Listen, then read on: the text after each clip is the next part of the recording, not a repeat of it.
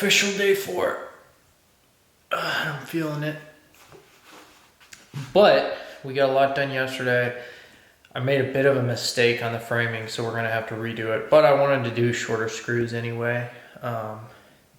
We went to Lowe's this morning and got all the stuff we need all the way through. We should be able to do like a week with everything, and we got stuff to start on cabinets as well. So, hello.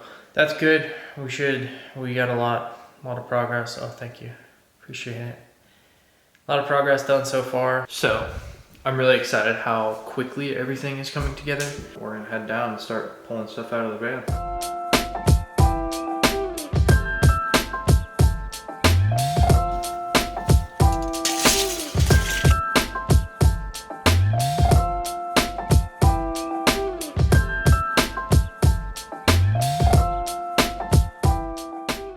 Make sure the walls are going to be completely flat, so we had to clear this little area right here.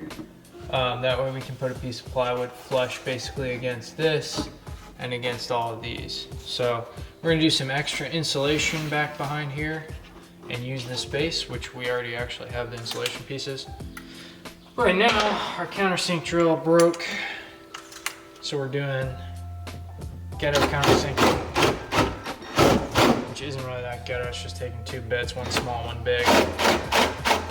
Drilling out your holes just takes a long time.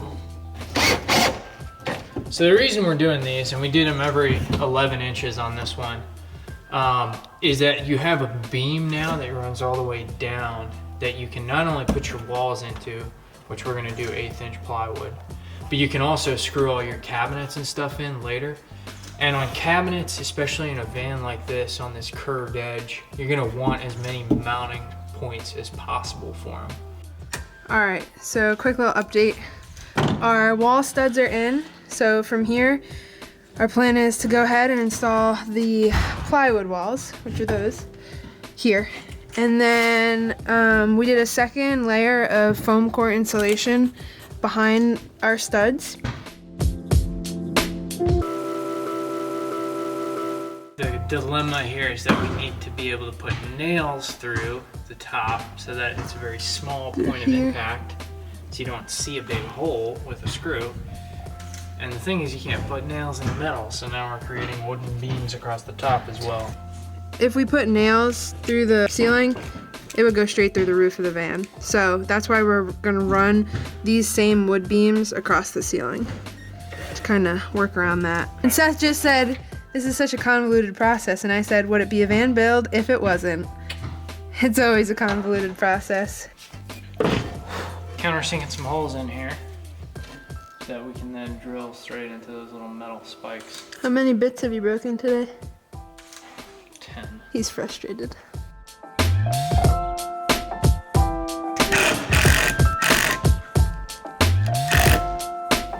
All to maintain the headroom.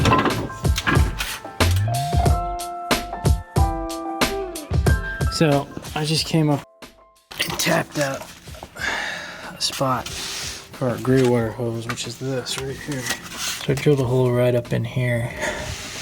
You can see I went all the way through. There was kind of a factory thing right there, but I needed to drill an extra spot so it'll clear. And that is gonna run up through here. It's gonna come across. There's gonna be some heat shield over that way. And then the water tank's gonna sit like that on that side.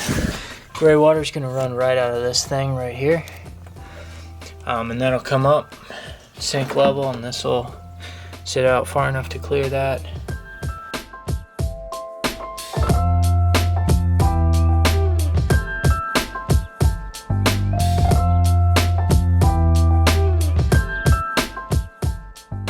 Pretty happy with that. It's gonna be a real simple system, and I went with a larger tube because I know from experience, like sometimes you'll get a tiny little piece of food down there, and we'll put a strainer in the sink and everything, obviously.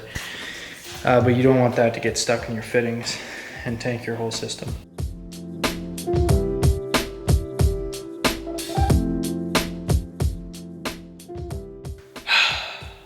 Day 5. We're doing the window first.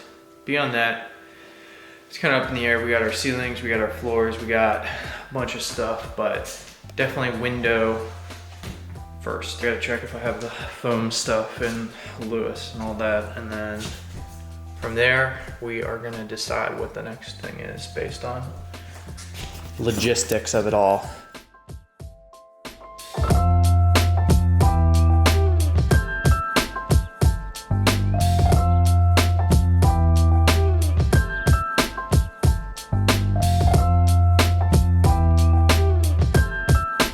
We have our window frame out. This is the interior frame, and that kind of slides in around this thing right here. It's a pretty thick window, so we got to create a little interior thing. This is also something we can attach plywood to, so we can create like a really nice window frame off of this setup. So I'm really excited how that came together. Next, we're going to do this little super thin high density foam around the outside. So you put it on this lip right here, because this is what's going to press against the metal on the outside of the van. So you want a really nice tight water seal. If you want to, you can do a little bead of Sikaflex on the other side of this, just as a extra precautionary measure, which is something we probably will do. But yeah, that's how you install the window. Well, that's how I installed the window, and it hasn't leaked for about a year, so.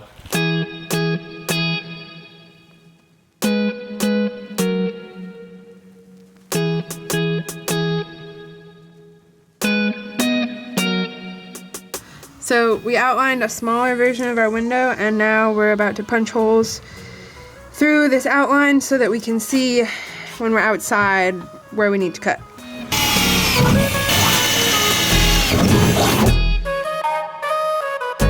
This is the part of the van build where you try not to panic.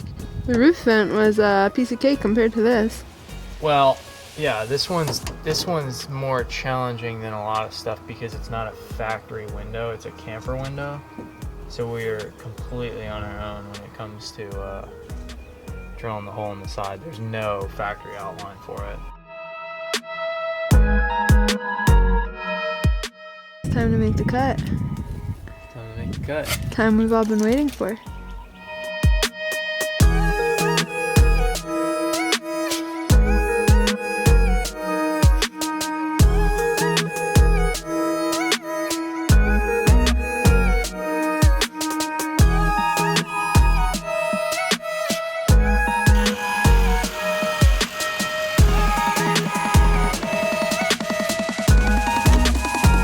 Hello there. That's why you tape your flap up like this, so you don't have this big chunk of metal falling, flapping around while you're trying to cut it out. A big old hole in our van. I don't even know.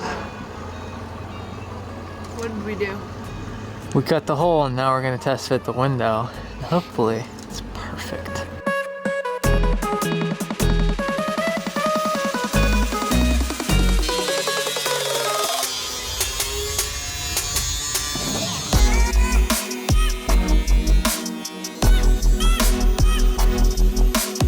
One thing I think is important to note with cutting this hole, we cut with the tape on the van purely because it will protect your exterior paint from chipping. So if you're gonna cut a hole, make sure you do it with your painter's tape on. Peeling back the tape now and you'll notice that it's totally intact. Alright, so now we're getting ready for the paint job. Basically, we're gonna spray paint these raw edges that have metal exposed, because you never want to have any kind of metal exposed on your van when you do a cut, or else you could potentially have rust in the long term. So we're just gonna take our white spray paint and we're gonna hit these raw edges, and yeah, so that's why we taped it up again. Cardboard to protect the inside of the van, and yeah.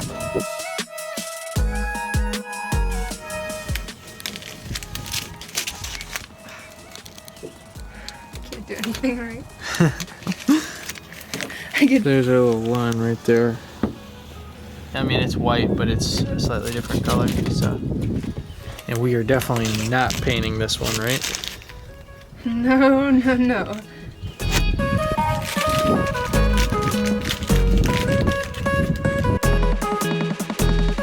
Screwing in this whole thing, so that the window is kind of pinched between the wood and the outside. So yeah. You want to do these when you're screwing them like corner, corner, corner, corner, top, or top, bottom, side, side, not just around in a circle, because then your window will be real tight over here and you'll have a big gap over on this side because you won't be able to get it tight enough.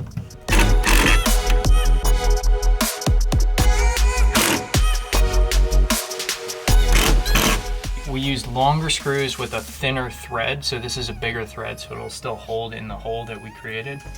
And we screwed all the way through, and then we were able to pull it in like I was showing you, side to side. And then now we have enough space that we can use these little guys. So those will look a lot better. Yep. You can barely see these ones obviously are in. You can see the black screws definitely look a lot better than the silver. So we're gonna line the whole window with black.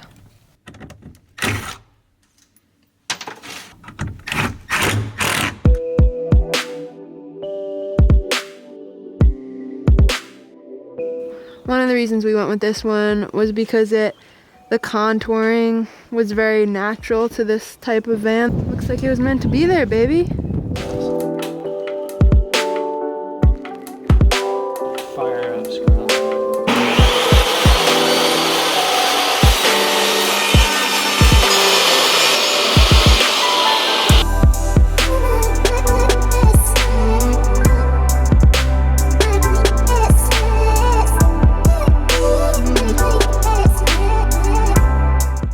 Doing some stain tests to see how close we can get it to the floors we bought.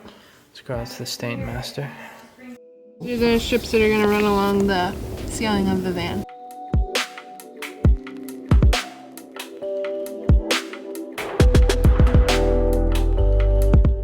We did a little mixture of a darker stain with one that had some red hues to it, so hopefully once we wipe these down it'll look very similar to that.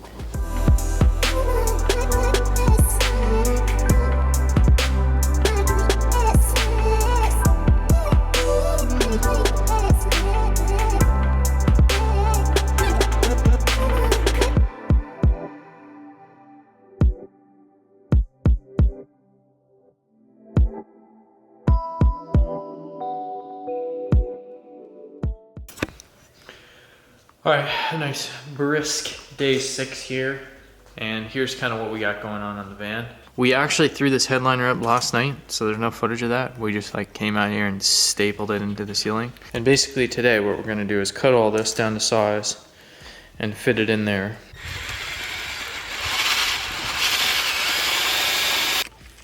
We are creating our own lighting at this point. The little recessed lights that we have were kind of too big for the beams and they just look kind of awkward. So we're now drilling out these holes. This is our second attempt. So we scored the back for the wire right here. And then we need to drill these holes out. And the thing is, it's very, very thin around the edges here. So it's just a very tedious process. There you go. Looks good though. A little bit slower, a little bit steadier. Yeah. Looks really good. So the lighting will sit in there. All right, so right now Seth is soldering our LED light connections to make a chain. So basically we'll be able to turn on all 3 or 4 or however many we choose to connect in one single line using only one light switch. Okay, so we just soldered all 3 of these LED light strips together. So they will all turn on with the same switch. Rather than having 3 separate switches, they'll be just like a chain reaction. And this one is what our final light will look like once it is inlaid behind the wood strips. So, looks pretty sweet. Here we go, moment of truth. Oh, there we go.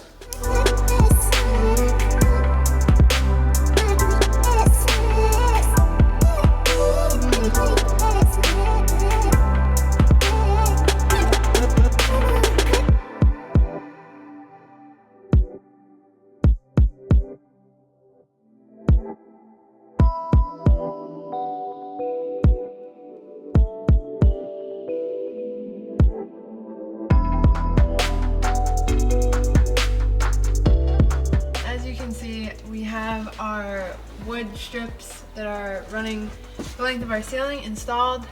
We used a nail gun at both ends to make sure that we kind of have them secure. So right now they're warping in the middle because we didn't put any kind of support there yet. Seth had this cool idea to use this string to make sure that when we do go in, all our nail gun holes will be straight, so it'll look pretty nice. And yeah, we're super happy with how this is coming along. It looks really, really good.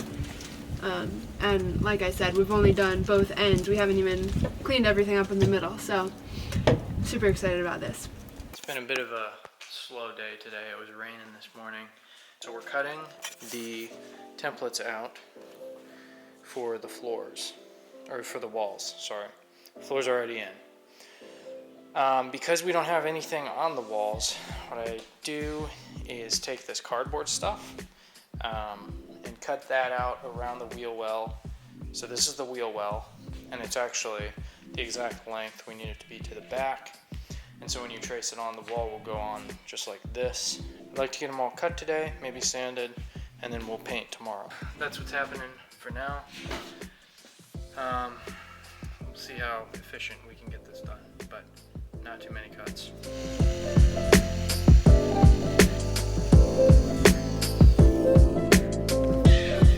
So, wheel well.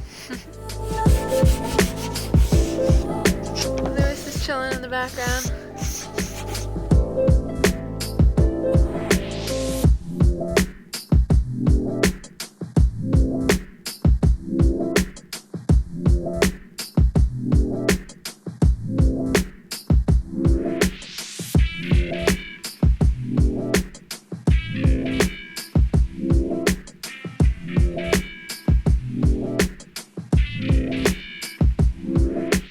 Conclude episode 2 of our build series, taking you through days 4 through 6. If you like these videos, be sure to give them a like, comment, subscribe. We're kind of just starting out, so any feedback would be super helpful for us and the channel. Other than that, if you want to see daily updates to the van build, be sure to follow @LewisTheVan on Instagram, where we'll be giving you that. Other than that, I think that concludes this one. So be sure to tune in next Wednesday. We're going to be posting weekly every Wednesday, so we'll see you then.